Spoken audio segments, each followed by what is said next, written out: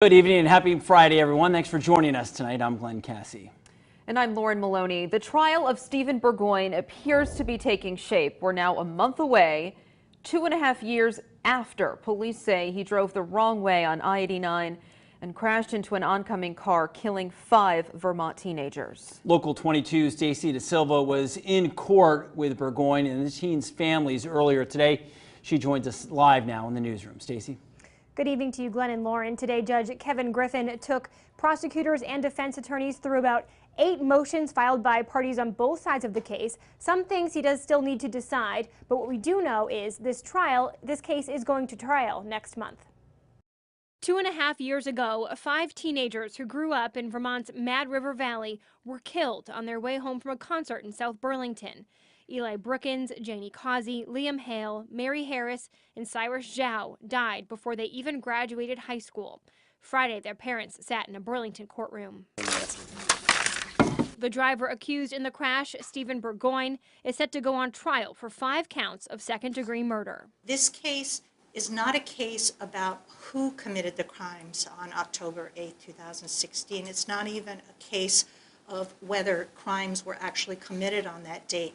It's a question of why those crimes were committed. The state is preparing to rebut an insanity defense from Bourgoin's attorneys. In court Friday, prosecutors argued because of the insanity defense, the rules surrounding evidence change. There's an opening of a door.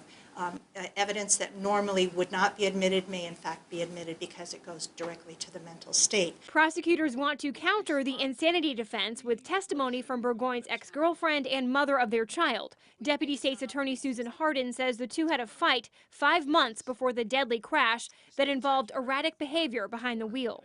And at that time, he again threatened her, if you don't give me 50-50 custody, I'm going to drive us into a pond and we'll all die together.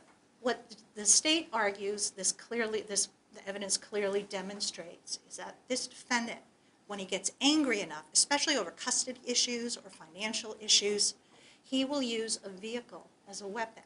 I think this issue should be reserved until after the defense rebuttal case, at which point the court can rule on whether or not this evidence is admissible or not. A schedule was also laid out Friday. Jury draw is set to begin April 29th, with an at least 2-week trial scheduled to begin May 6th.